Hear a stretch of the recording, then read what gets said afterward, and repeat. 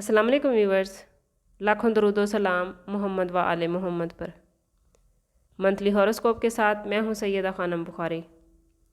Gemini यानी बुर्ज जौज़ा। Gemini April month communication का month है। बात करने से बात बनती है, इसलिए इस महीने में आप लोगों को अपने अल्फाज के इंतखाब और बात करने के अंदाज पर मुकम्मल फोकस रखना होगा।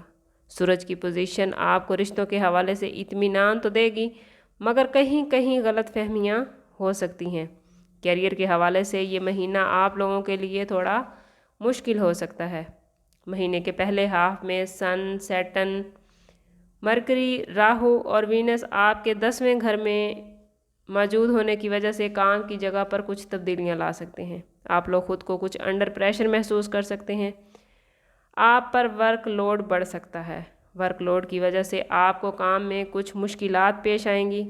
कोशिश करें कि काम की ज़्यादती आपके काम पर आपकी तवज्जो या आपके काम के अंदाज को या जिस तरह आप अपने काम में परफेक्ट होते हैं उसमें कोई कमी ना आए, वरना आपके लिए आने वाले वक्त में मुश्किल हो सकती है।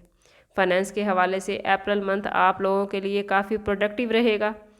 जुपिटर पूरे महीने ही आपके 12वें घर में रहेगा, जिसकी वजह से आपको न्यू अपॉर्चुनिटीज़ मिलती नज़र आती हैं। कारोबार तरक्की करेगा। अप्रैल के शुरू में मार्स का आपके 3रे घर में होना कोर्ट कचहरी के मामलात में आपको बहुत मदद देगा। अगर आपका कोई मुकदमा वगैरह चल रहा है तो उसका फ़ैसला आपके हक़ में हो सकता है। मार्स की ये पोजीशन फाइनेंशियली आपको कुछ बड़े रिवार्ड देती नज़र आती है। इस महीने कारोबार में पैसा लगाना आपको बहुत ज़्यादा फ़ायदा देगा। बात करें अगर जेमिनीज़ की हेल्थ की, तो सेहत के हवाले से अप्रैल का महीना कुछ कमज़ोर लग रहा है।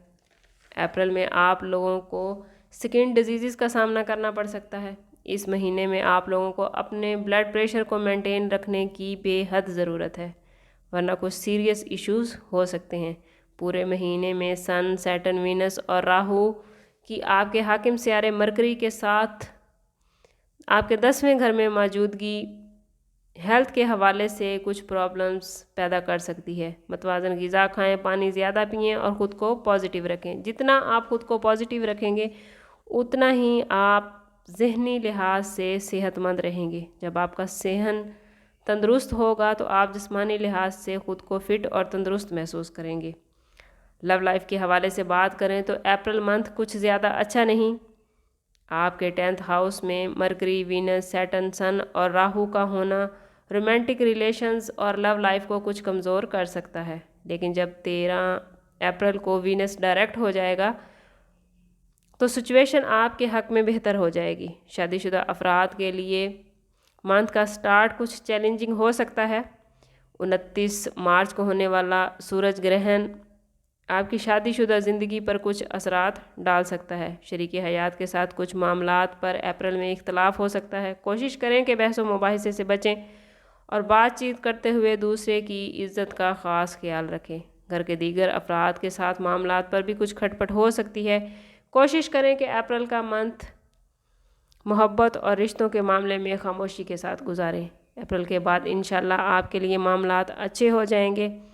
जेमिनी इस महीने में सूरत अनशरात की तलावत आपके मामलात में आपके लिए मददगार रहेगी।